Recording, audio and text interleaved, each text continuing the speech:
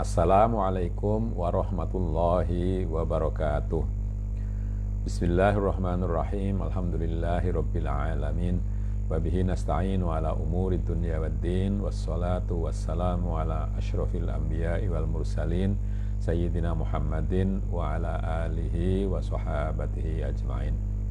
Saudara, marilah kita baca lebih dahulu surat Fatihah untuk Kiai Soleh Darat. Lahul Fatihah. A'udzubillahi minasyaitonir rajim. Bismillahirrahmanirrahim. Alhamdulillahi rabbil alamin. Arrahmanirrahim. Maliki yaumiddin. Iyyaka na'budu wa iyyaka nasta'in. Ihdinas siratal mustaqim. Siratal ladzina an'amta 'alaihim ghairil maghdubi 'alaihim waladdallin. Amin. Ya, kita teruskan dengan ayat ke-86 dari surat Al-Baqarah. Bismillahirrahmanirrahim. Tsumma qala fi mithalihim ulaika alladzina ishtaraw ad-dalalata bil Ulaika alladzina ishtaraw al-hayata ad-dunya bil akhirati fala yukhaffafu anhumul adzabu wa la hum yunsarun. Utawi sifate wong kang tinutur lan misale iku kaya wong kang padha ngurupaken ing pangurupan donya den urupaken kelawan panguripan akhirat. Saya kira yang di atas tadi panguripannya. Utawi sifate wong kang tinutur lan misale iya iku kaya wong kang padha ngurupaken ing panguripan donya den urupaken kelawan panguripan akhirat. Perumpamaan atau sifat dari orang yang disebut di atas itu seperti orang yang menukar kehidupan dunia dengan kehidupan akhirat. Tegese ketungkul kelawan ladate donya lan nuruti karepe hawa lan nafsu lan lali lan tega ilange akhirat lan pote akhirat. Krana kumpule donya lan akhirat iku ora kongang aklan wa syar'an. Maksudnya orang itu terlena dengan kelazatan dunia dan mengikuti kemauan hawa dan nafsu, lalu lupa dan tega kehilangan akhirat, ya, serta hilangnya akhirat, serta lepasnya akhirat. Karena kumpulnya dunia dan akhirat itu tidak bisa terjadi baik secara akal maupun secara syara. Mongko dadi kaya ngucap anuku ingsun ing donya niku kula tuku kelawan akhirat kula, tegese milih ngamal donya tinggal amal akhirat, mongko ora den enteng-entengaken saking kabeh siksane lan ora ana ingkang nulungi saking adzabillah lan ora ana syafi' kang nafi'. Maka seakan-akan orang itu berkata, aku membeli dunia itu dengan aku bayar akhiratku. Maksudnya memilih amal dunia, perbuatan dunia, ditinggal dengan cara meninggal amal akhirat.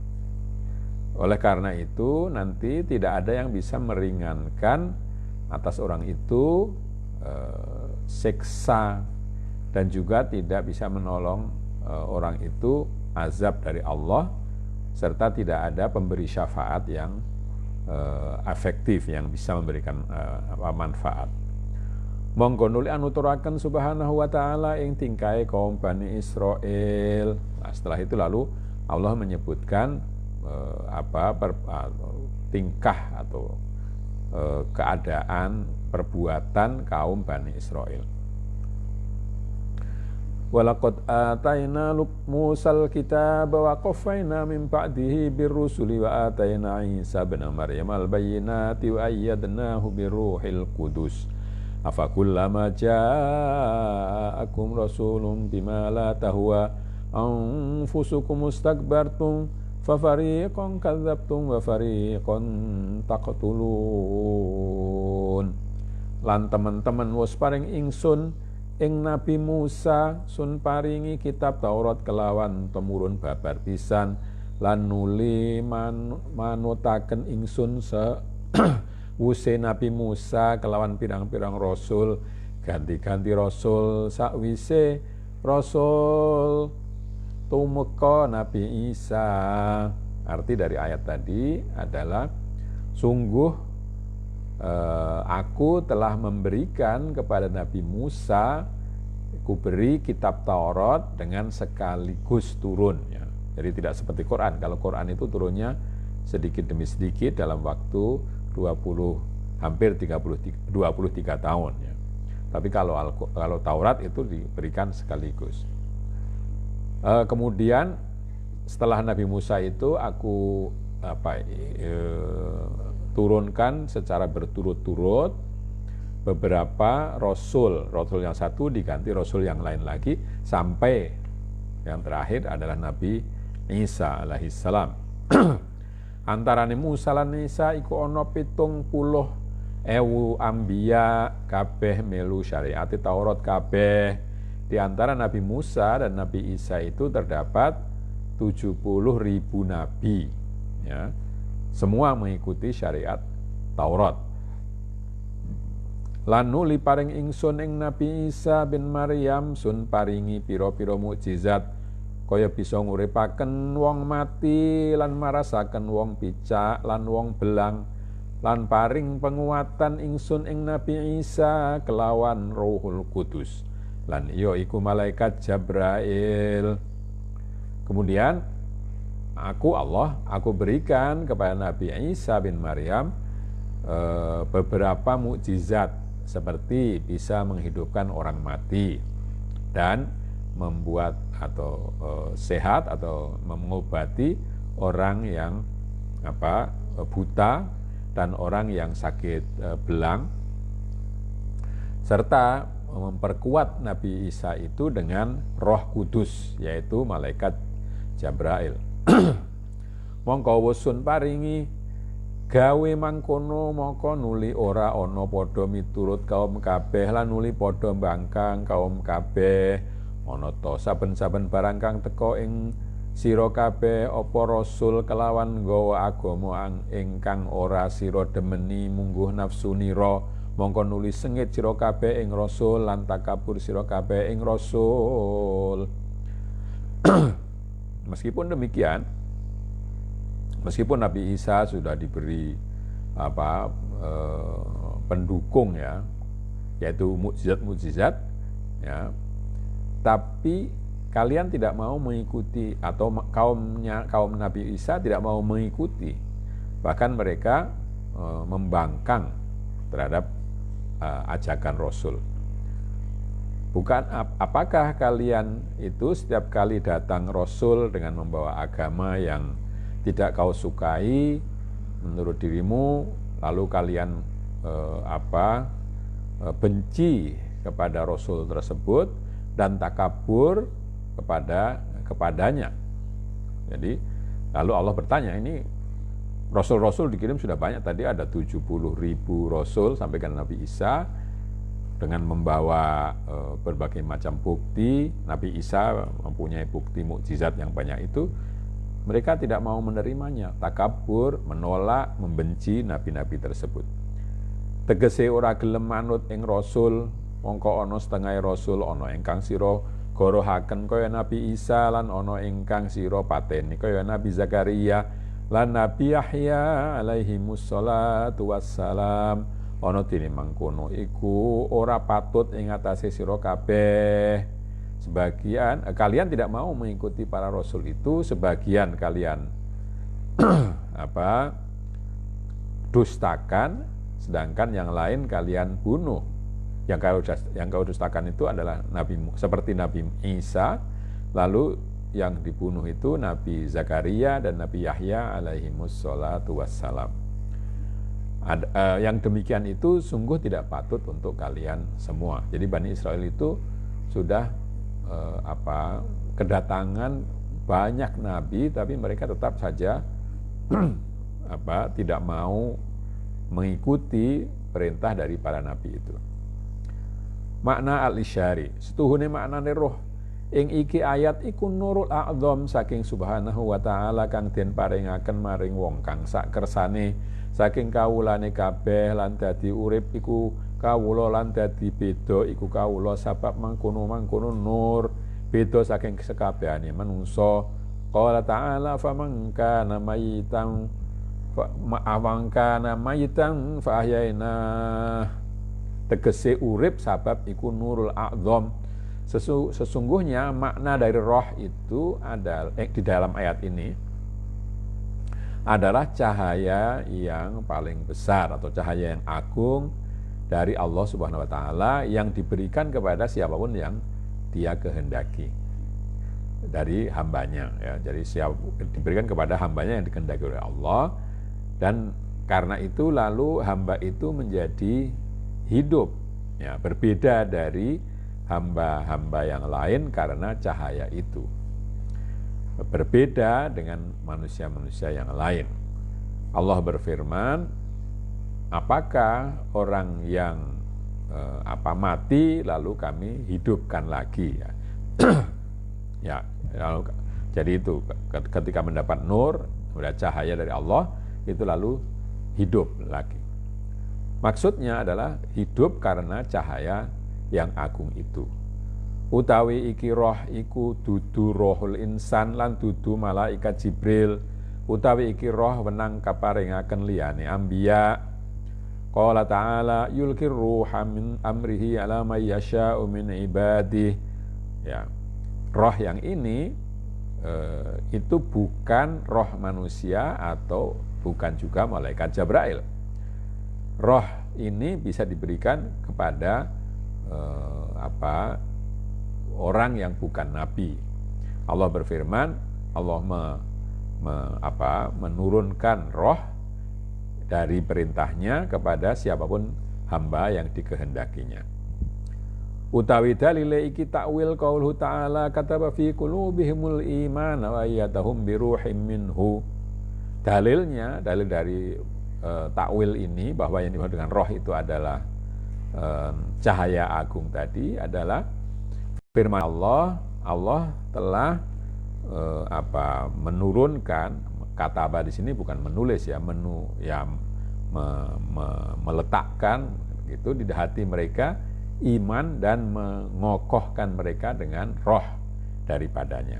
Jadi di dalam hati ada iman lalu diperkokoh dengan adanya cahaya tadi. Tegese kelawan nur minallah wus ittifaq wong arifin kabeh setuhune iku roh ora den gawakaken ing atase malaikat Jibril kelawan dedalan wahyu mengkono ora krana wilayah iku sifatul mukminin kang den patibaaken marang atine mukmin. Nah, maksud dari rohim minhu itu adalah nur Allah. Para arifin itu orang-orang yang mencapai tingkat pengenalan kepada Allah yang mendalam dalam ilmu tasawuf atau dalam laku tasawuf. Arifin orang yang sudah kenal betul Allah dengan latihan-latihan spiritualnya. Mereka sepakat bahwa roh itu tidak dibawa oleh malaikat Jibril melalui wahyu, tidak. Karena wali adalah sifat dari orang mukmin yang dijatuhkan atau ditaruh di dalam hati orang mukmin. Jadi di sini yang dibicarakan adalah wali atau orang yang dikasihi oleh Allah. Ya. Jadi sifat wali itu tidak dibawa oleh malaikat Jibril, tapi langsung ditaruh oleh Allah Subhanahu wa taala di dalam hati kaum mukmin. Wal isyaratu fi qoulihi afakullama ja'akum rasulun bima la tahwa. Al ayah setuhune Allah Subhanahu wa taala wus ngutus pira-pira rasul ganti-ganti, tetapi ne manungsa kabeh ora ana padha nurut balik endi-endi barang kang pethuk ing hawa nafsune moko iya nurut, lan barang kang ora pethuk ing nafsune moko ora nurut. Isyarat dari afakul lama ja'akum bima rasulun bima la tahwa anfusukum, isyarat dari ayat yang tadi, apakah setiap kali datang seorang rasul yang tidak kamu sukai lalu kalian takabur, kalian tolak begitu, itu bahwa Allah Subhanahu wa taala telah mengutus banyak rasul berganti-ganti, tetapi semua manusia tidak mau mengikutinya, bahkan sikap mereka itu kalau ada yang cocok dengan hawa nafsunya itu diikuti, tapi kalau tidak cocok dengan hawa nafsunya itu tidak diikuti, ya. Persis seperti yang dikatakan mengenai kaum Bani Israel itu, ya. 4 perkara yang disampaikan kemarin, itu yang satu, ya, hanya satu saja yang dilaksanakan, dipilih satu, yaitu menebus, tapi yang 3 saling bunuh, mengusir, dan saling menolong dalam bidang kemaksiatan itu dilakukan, ya. Artinya tidak diindahkan, ya. Mongko perkara ikulah ghalibe kelakuane batilin fasiqin kang tiru-tiru kelakuane wong sadiqin, setengah menungso tiru-tiru penganggone kaya mukmin sadiqin, lan setengah tiru-tiru kelawan ngelmune, lan wa'adze supaya ketrima marang ba'dus sholihin wal ulama is-sadiqin. Begitulah kebanyakan kelakuan dari orang-orang yang batilin, itu orang yang bertindak batal, ya, yang tidak sesuai dengan petunjuk agama.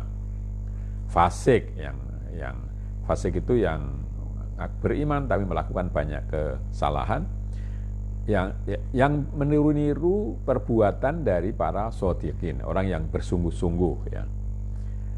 Sebagian meniru pakaiannya seperti orang shodiqin, sebagian lagi meniru ilmunya atau nasihatnya, meniru saja supaya diterima oleh sebagian dari orang saleh yang shodiq itu, yang sungguh-sungguh. Kelawan ngadep ono ing majelis ulama lan amrih pitutur, ya, ulama dengan cara datang ke tempat pertemuannya para ulama dan minta nasihat para ulama. Lantat kalane nemu pitutur ingkang pethuk ing hawa nafsune saking perkarane donyane, mongko iya terus madhep miturut pituture, lan nalikane ngrungu pitutur ingkang ora pethuk hawa nafsune, mongko mungkur lan ngelepeh ing pituture ulama, lan den buang ana ing mburine gigire, balik padha ini misalnya itu encet, ya, dan balik padha encet lan nyelo-nyelo, mungkin nacat-nacat saya kira, balik padha nacat-nacat lan nyelo-nyelo ing tingkahe ulama. Jadi kalau mereka mendapatkan nasihat ulama itu cocok dengan yang mereka maui, ada orang yang minta fatwa, kalau fatwanya itu cocok, dilakukan. Tapi kalau fatwanya tidak cocok, lalu tidak mau mengikuti, ya. Karena cocok itu artinya sesuai dengan kepentingan dunia mereka, maka diikuti. Tapi ketika mendengarkan nasihat yang tidak sesuai dengan kepentingan duniawiyahnya, maka lalu berbalik, lalu membuang nasihat ulama dan mencela, menyalah-nyalahkan dan mencela-cela perbuatan dari para ulama. Mangkono iku libi kelakuane manusane iki zaman amale ora lillah oleh ngadep ulama, arah amrih den jembaraken rezekine ora muhung liwajillahi ta'ala wallahu a'lam. Demikianlah ghalibnya atau umumnya perbuatan dari manusia masa kini. Amalnya bukan karena Allah. Mereka menghadap ulama untuk memperoleh keluasan rezeki, bukan semata-mata untuk mencari keridaan Allah. Wallahu a'lam. Ya, ini sekarang banyak ya orang yang seperti itu bertanya atau melihat ulama itu yang diambil hanya yang sesuai dengan kepentingannya saja. Kalau tidak sesuai, ya kalau menyuruh melakukan hal-hal yang bertentangan dengan kemauannya, ya tidak diperhatikan. Lan nuli anuturaken subhanahu wa ta'ala ing tingkah Yahudi kabeh nalikane den dawuhi Kanjeng Nabi sallallahu alaihi wasallam faqala wa qalu qulubuna ghulf bal anallahu bikufrihim faqalilan ma yu'minun. Lalu Allah Subhanahu wa taala menyebutkan tingkah laku dari orang Yahudi ketika mereka diberi dakwah oleh Nabi Muhammad SAW. Lan padha ngucap Yahudi marang Nabi Muhammad krana istihza marang Nabi, ya Rasulullah, manah kula punika buntu boten ngertos punapa barang kang tuan dawuhaken. Mongko nuli ngendika subhanahu wa ta'ala, ora ngerti ora balik wis bendoni ing Yahudi kabeh sapa Allah Subhanahu wa ta'ala, lan dadi owah saking rahmatullah, lan dadi ora nrimo ing pituture, mongko dadi mahzul sabab dene kufure marang Allah lan marang Nabi. Ya, orang-orang Yahudi itu ketika mendengarkan dakwah Nabi Muhammad SAW, lalu berkata dengan mengejek, ya, dengan menghina, wahai Rasulullah SAW, wahai Rasulullah, hati kami itu buntu, tidak bisa memahami apa yang Tuhan katakan.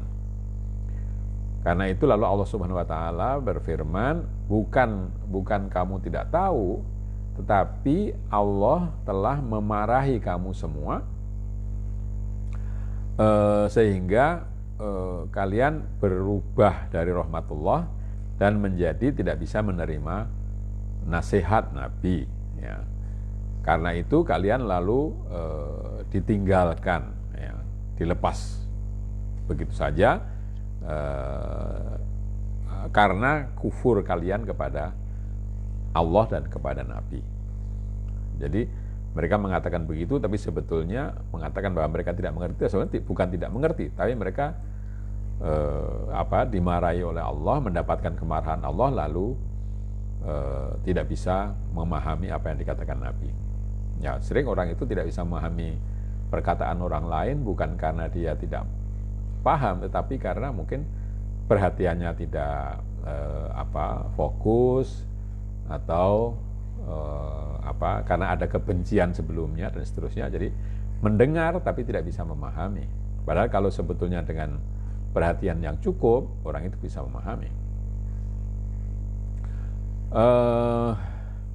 Ora kok oleh orang ngerti iku sebab cacat akale ora, mongko kedhik Yahudi ingkang padha gelem iman, utawa mongko kedhik imane Yahudi kabeh ora cukup kabeh sabab pilih-pilih kitab lan pilih-pilih nabi, utawa kedhik zamane oleh iman ora awet tumeka dina kiamat. Jadi mereka tidak bisa memahami itu bukan karena otaknya, bukan karena akalnya itu cacat, bukan. Tapi karena mendapatkan kepada Allah, keluar dari rahmat Allah tadi itu, karena kekufuran mereka. Karena itu sedikit saja orang Yahudi yang bisa beriman kepada Nabi Muhammad, atau sedikit saja imannya orang Yahudi itu dalam pengertian tidak semuanya diimani, tapi memilih-milih. Ya. Kitab yang ini dipilih, atau Nabi ini saja yang diikuti, dan seterusnya. Atau imannya itu hanya sebentar, tidak awet sampai hari akhir. Makna al-isyari, setuhune Bani Israil kabeh ora pisan-pisan bisa oleh iman ora, krana kafir iku isih getun den arep-arep imane selagine ora den laknati dene pangeran.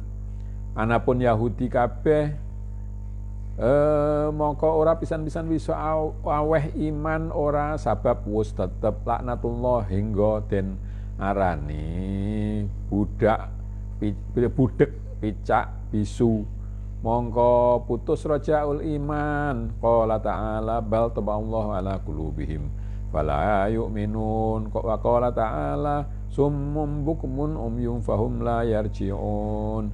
Sesungguhnya Bani Israel itu sama sekali tidak bisa beriman karena kafir.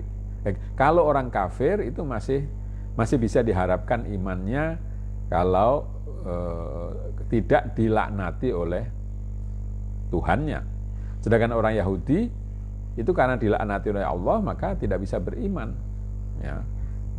Jadi karena sudah mendapatkan laknat Allah maka tidak bisa beriman. Kalau orang kafir ya mungkin itu tidak bisa berimannya masih ada celah-celahnya yang bisa membuat mereka beriman karena tidak dilaknati. Tapi kalau orang Yahudi dilaknati sehingga tidak bisa beriman sama sekali. Karena itu mereka disebut tuli, buta, dan bisu. Ya, sehingga harapan untuk beriman itu tidak ada lagi atau terputus. Allah berfirman, bahkan Allah telah menyegel hati mereka, dan Allah berfirman mereka tuli, bisu, dan dan buta sehingga mereka tidak bisa kembali. Semono uga halul murid tatkalane den coba murid ing dalam tengah-tengah suluk utawa tengah-tengah tolab den coba kelawan kandhek lakune mongko iya ora dadi bahaya selagine ijih gendolan bil iradah mongko ijih kena den arep-arep mburine kelawan pitulungane Syekhul Mursyid. Demikian juga seorang murid,